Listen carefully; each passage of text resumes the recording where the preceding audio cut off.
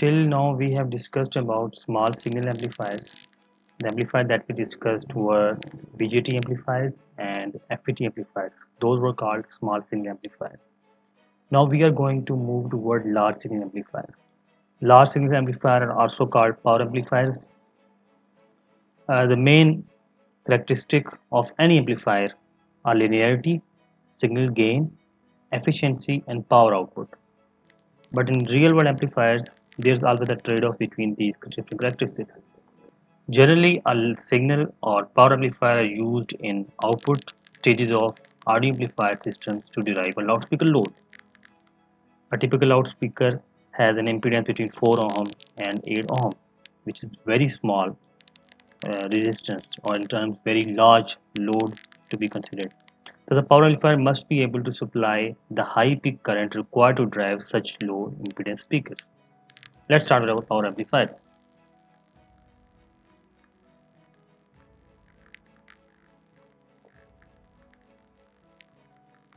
An amplifier receives a signal from some pickup transducer or any input device and provide the larger version or amplified version of that signal to some output device, such in this case as we have discussed as a speaker. In small signal amplifiers, which we have discussed in our previous lectures, the only factor is amplification linearity, that how much amplification and what is the gain we are getting from that device. In large signal or power amplifiers, main concern is sufficient power. In this chapter, we concentrate on amplified circuits used to handle large voltage signals and moderate to high current level. So let's start with our classification based on their performances. An power amplifier can be classified into many subclasses. And the first one is class A amplifier. We will see that what is class A amplifier, how it behaves, what is the difference between other classes. Then we move toward class B amplifier. Then there is a middle ground between class A and class B. This is called class AB amplifier. Then there's class C amplifier. There's class D amplifier, and so on. It continues towards in JK and LK amplifiers. There are two considerations for any power amplifier devices. The first one is voltage swing. Let's talk about what is voltage swing. On the left side we have this waveform. This represents the power supply level, which is actually VCC we are providing to that device, and then there is some point DC bias level at which the device has been biased before any input or output is provided to the system. This results in a full positive and negative cycle from input and the output side. This is called full swing. If the output, if you're using that this sinusoid is equal to a circle, that means you are getting whole 360 degrees of that circle. So full 360 swing or full swing, it represents that how much the voltage or amplitude of positive and negative cycle are provided to the output section from input side. Now in this, on the right side we have another graph which represents a class B amplifier. Now in this case we see that the class B amplifier will not be DC biased initially. So any input provides or any input provided to that system will provide a DC bias level, and we only get the positive cycle because the negative cycle have to be provided with the DC shift. Since the negative current cannot travel inside unidirectional devices, so we will get only half of that, only positive side of that thing. That's called the 180 output swing or half output swing or half voltage swing. Now let's discuss about class A amplifier. There are two or three main characteristics of class A amplifier. The output signal varies from full 360 degree of the input signal. That means we are getting full cycle. If we provide a full positive and negative cycle, we will get a full positive and negative cycle. To get a 360 full 360 swing, we need the Q point to be biased at such level that the half of the at least the half of the swing of the output may vary up and down without going to the high enough voltage limit by the fly voltage. So the DC voltage should be sufficient to entertain that input signal, or should not be so much low that the negative voltage goes beyond the 0 volts. So there's a class B amplifier. The class B amplifier provides an output signal over one half of the input signal. That is 180 degree of signal. DC point of class B at 0, that means we are not providing any DC point. There is a reason for that, we will discuss when we go inside that class B amplifier. The DC point of the class B is at 0 when the output then with the output then varying from bias point of the half cycle. To achieve full swing, since we are getting only 180 of degree of swing, to achieve full swing we need two class B amplifiers. So this configuration or this operation is called push-pull configuration. We will discuss about that in our next lecture. The combined half cycle then provides an output signal of full 360 degrees of operation. So we need two class B amplifier to achieve that 360 swing. Then we have a middle ground. The amplifier can be biased above zero base current. That means there will be a slightly biased.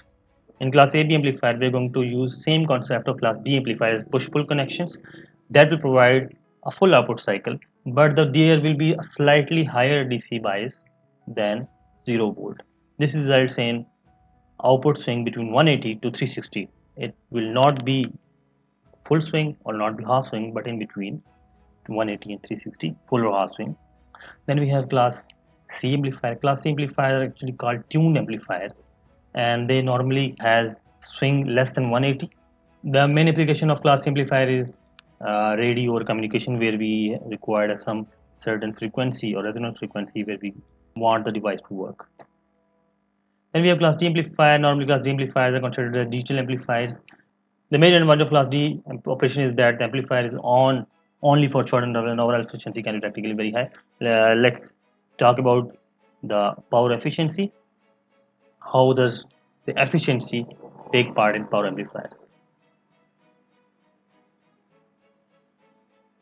The power efficient amplifier defines as the ratio of power output to the power input.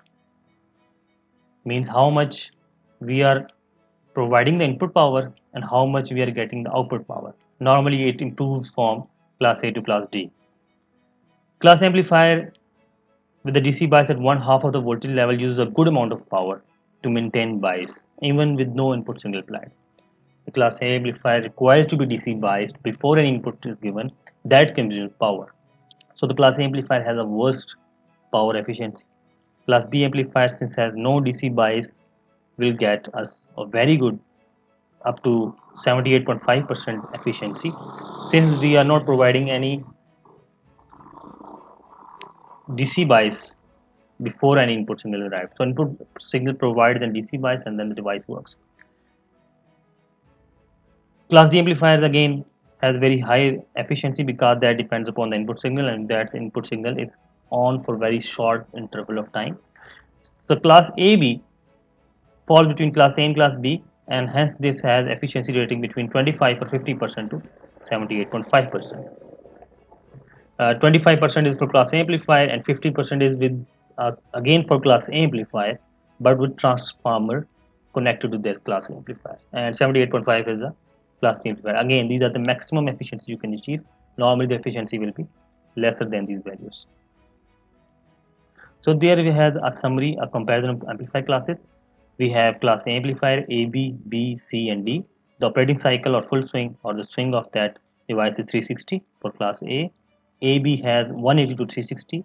There is a value between will be higher than 180 but less than 360. B has only 180 because there is no DC bias here. C normally has less than 180.